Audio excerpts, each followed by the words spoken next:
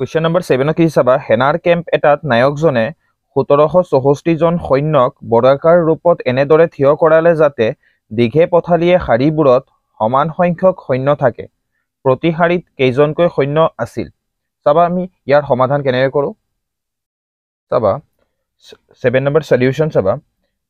সেনাৰ কেম্পত নায়কজনে কিমান সৈন্যক বৰ্গাকাৰ ৰূপত সজাইছিলে মুঠ সৈন্যৰ সংখ্যা আছিলে 1764 জন আৰু কি ৰূপে সজাইছিলে বৰ্গাকাৰ ৰূপত কি ৰূপত সজাইছিলে বৰ্গাকাৰ ৰূপত এই বৰ্গাকাৰ ৰূপত চাবা ইয়াত এই বৰ্গ যি আছে এই বৰ্গাকাৰ ৰূপত কি কৰিছিলে মুঠ সৈন্য আছিলে 1700 কিমান 1700 আছিলে 64 জন এই 1764 জনক দীঘে পথালিয়ে কি সৈন্যসকলক সজাইছিল দীঘে আৰু কি পথালিয়ে মন ৰাখিবা দীঘে আৰু পথালিয়ে কি সৈন্যসকলক সজাইছিলে প্ৰশ্নত সুধিছে আমাক প্ৰতি শাৰীত কেইজনকৈ সৈন্য আছিল এই প্ৰতিটো শাৰীত কিমানকৈ সৈন্য আছে আমাক নিৰ্ণয় কৰিব দিছে এটা চাবা বৰ্গৰ কি হল বাহু ধৰিলো এই বাহু হল এ তেন্তে ইয়াতো কি হ'ব এ হ'ব ইয়াতো কি হ'ব এ হ'ব ইয়াতো কি হ'ব এ তেন্তে ইয়াৰ যি কালি হ'ব সেই কালিত কি হ'ব কিমান আছে কালি ইকুৱেল টু কিমান আছে আমাৰ 1764 জন সৈন্য আছে কিমান আছে 1764 জন কি সৈন্য আছে তেন্তে আমি ইয়াক লিখিব পাৰো প্ৰশ্নত আমাক সুধিছে প্ৰতি শাৰীত কেইজনকৈ সৈন্য আছিল সলিউশন লেট ধৰা হল প্ৰতি শাৰীত থকা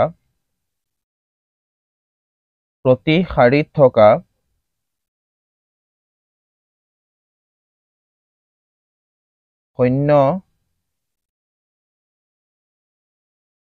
প্ৰতি শাৰীত থকা সৈন্যৰ সংখ্যা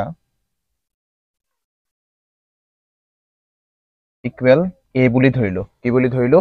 এ হল এতিয়া চাবা বৰ্গকালি কি হয় কাৰণ ইয়াত আছিল আমাৰ 1764 জন কি আছিল সৈন্য আছিল মুঠ সৈন্য কি আছে 1764 জন সৈন্য আছে কিন্তু বৰ্গকালি আমি কি বুলি জানো বাহুৰ স্কয়াৰ এতেকে বাহু কি ধৰিছিল আমি প্ৰতি শাৰীত থকা সৈন্যৰ সংখ্যা এ বুলি ধৰিছিল তেন্তে এ স্কয়াৰ ইকুৱেল টু আমি কি লিখিব পাৰো 1764 কিয়নো প্ৰশ্নটোত কি দিছে 1764 জন সৈন্য বৰ্গাকাৰ ৰূপত থিয় কৰালে দীঘে পথালিয়ে শাৰীবোৰত কি আছে সমান সংখ্যক আছে দীঘে আৰু পথালিয়ে কিমানকৈ আছে দীঘে আৰু পথালিয়ে কিমানকৈ আছে সৈন্য সমানকৈ আছে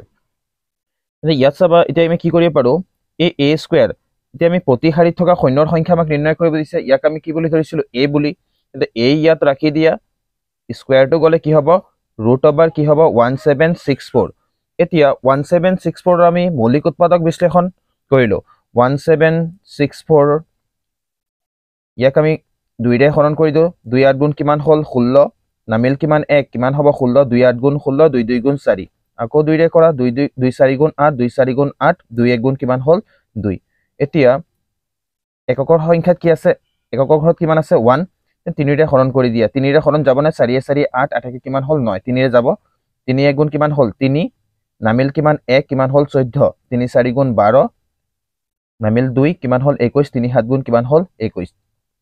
আকৌ 3 ৰে যাব না 4 1 5 5 7 কিমান হল 12 যোগ কৰিলে 3 দি যাব 3 4 গুণ কিমান হল 12 নামিল কিমান 2 নামিল 2 কিমান হল 27 3 9 গুণ কিমান হল 27 আকৌ 7 ৰে কৰা 7 7 গুণ কিমান হল 49 ইয়াত লিখিব পাৰো আমি কি a ইকুৱেল টু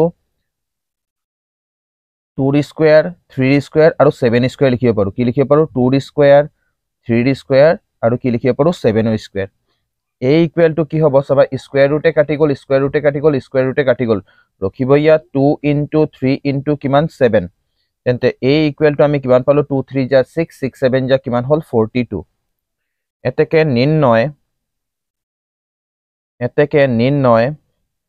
প্ৰতি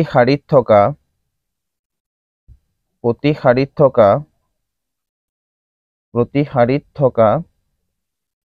সৈন্যৰ সংখ্যা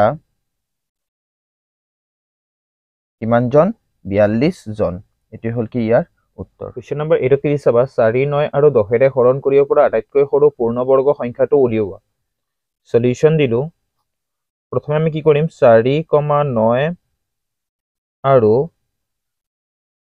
10ৰ লসাগু নিৰ্ণয় কৰিলো 4 9 আৰু 10ৰ লসাগু প্ৰথমে মৌলিক উৎপাদক নিৰ্ণয় কৰা 4 2 2 গুণ কিমান হল 4 9 3 3 গুণ কিমান হল 9 10 2 5 গুণ কিমান হল 10 4 ইকুৱেল আমি কি লিখিব পাৰো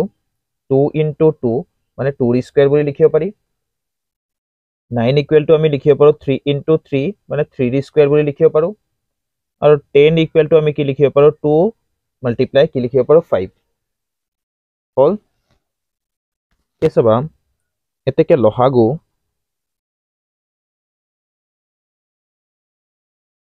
ইকুৱেল টু কি হ'ব কেছবা এই তিনিটা সংখ্যাত 4 9 আৰু 10ত মৌলিক উৎপাদকত চাবা দুই কেইটা আছে ইয়াত দুটা মানে স্কয়াৰ হিচাপে আছে দুই কি আছে স্কয়াৰ হিচাপে ইয়াত আছে দুই কি এটা মানে দুই অকলে আছে তেন্তে ইয়াত আটাইতকৈ বেছি কি আছে দুই কেইটা আছে স্কয়াৰ হিচাপে দুই স্কয়াৰ আনিবা তিনি চাবা এই তিনিটাতে থাকবা তিনি কেইটা আছে তিনি ইয়াত স্কয়াৰ হিচাপে আছে আৰু তিনি আছে নে নাই তেন তিনিৰ স্কয়াৰ আহিব 5 অকলে আছে 5 5 লৈ আহিবা হলনে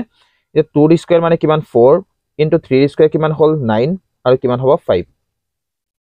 ইয়াত আমি লিখিব পাৰো 5 9 গুণ কিমান হল 45 45 4 গুণ কিমান হ'ব 180 কিমান হল 180 বা 4 5 গুণ 20 20 9 গুণ কিমান 180 হল ইয়াত ভালদৰে লক্ষ্য কৰা আমাক প্ৰশ্নত সুধিছে কি 4 9 আৰু 10 ৰে হৰণ কৰিব পৰা আটাইতকৈ সৰু পূৰ্ণবৰ্গ সংখ্যাটো উলিওৱা পূৰ্ণবৰ্গ বুলি কৈছে ইয়াত চাবা আমি 4 9 আৰু 10 ৰ যেতিয়া লসাগু নিৰ্ণয় কৰিলো ইয়াত চাবা 2 কি আছে স্কয়াৰ আছে 3 কি আছে স্কয়াৰ কিন্তু 5 স্কয়াৰ হৈ থকা নাই মানে 5 বৰ্গাকাৰে নাই তেতে যদি বৰ্গাকাৰে নাই তেতে 5 ৰ লগত আৰু এটা 5 মাল্টিপ্লাই কৰিব লাগিব তেতিয়া কি হ'ব বৰ্গ হৈ যাব তে ইয়াত আমি কি লিখিম এতেকে বা নাও এতিয়া লসাগু নিৰ্ণয়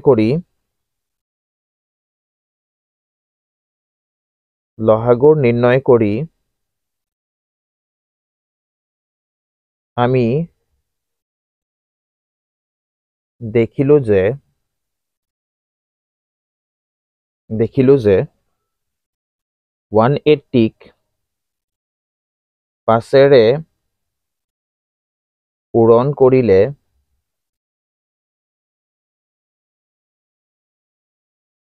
ই এটা কি হ'ব পূৰ্ণবৰ্গ সংখ্যা হ'ব ই এটা কি হ'ব পূৰ্ণবৰ্গ সংখ্যা হ'ব এতেকে নিৰ্ণয় সংখ্যাটো 180 ৰ লগত আমি মাল্টিপ্লাই কৰি দিম কাক 5 ক 0 5 গুণ কিমান হল 0 8 5 গুণ কিমান হল 40 ৰ 0 হাতত কিমান আছে 4 5 গুণ 5 5 4 কিমান হল 9 900 তেন্তে 4 9 আৰু